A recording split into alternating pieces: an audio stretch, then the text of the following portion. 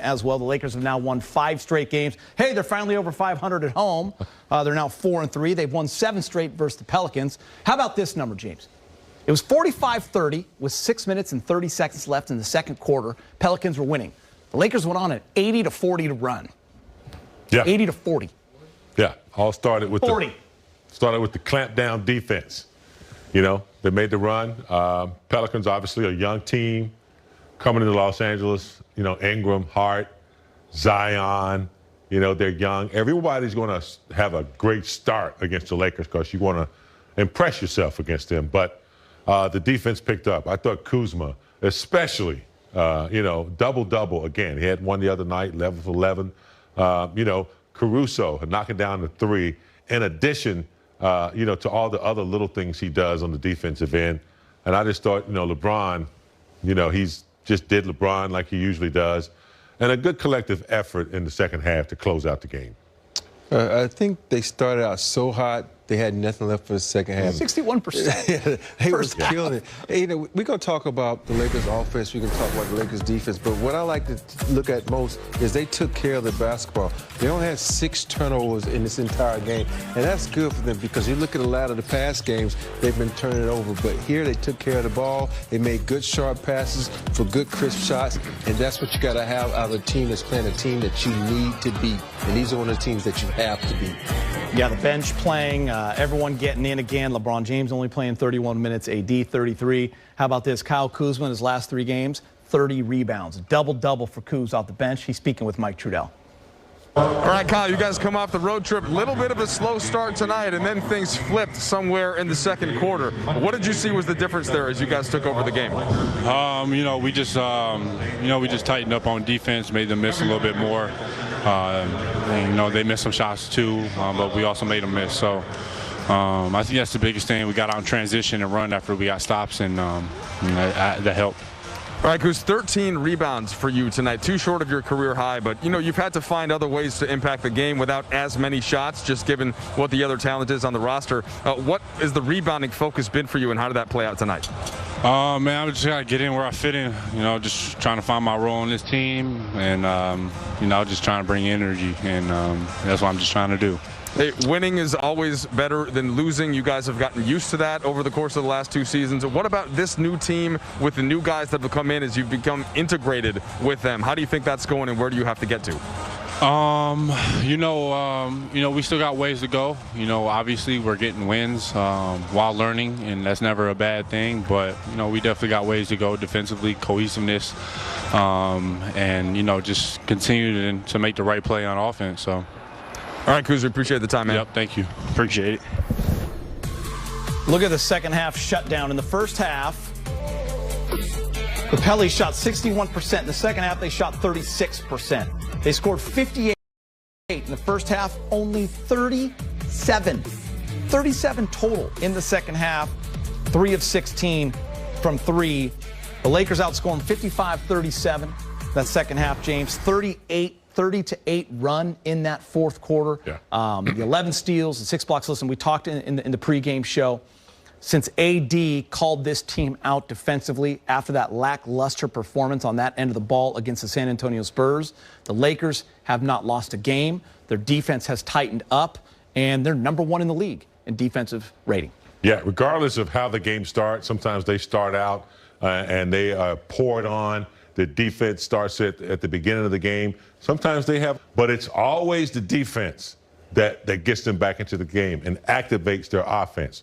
31 assists. I thought it was a beautiful exhibition of the extra pass. Montrez being the recipient of a lot of those dunks. You know, Caruso getting into the lane. But defensively, as Rob said, you know, we knew they couldn't shoot 61% for the entire game. Yeah. And so the defense had a lot to do with that in the second half. I just think if they continue to play defense the way they are, they could be a little bit better than they were last year without the shot blockers because, you know, they congest the paint. They do a good job of drawing charges. So far, so good. Yeah, knocking down shots. And the key is they got good shots from penetration, kicking, and making that extra pass. When they're moving the basketball like that, it's hard to stop. It's hard to see them do those threes off the move, but when they spotting up, knocking down threes at a 15 for 37 for 40%. You like to see that, not the ones where they're coming off the move, because some of those guys can do it, but not all of those guys can. Rob, we saw what Frank Vogel and this staff could do with the personnel they had last year, their ability to adjust in a playoff series. With this kind of a roster, Frank, that staff, they're able to adjust as well. Throwing two guys at Ingram late in that third quarter, and all of a sudden you're taking the ball out of his hands. It takes personnel. It takes defensive-minded players, smart players. The Lakers have that. It's fun to watch them start to figure that out this year already.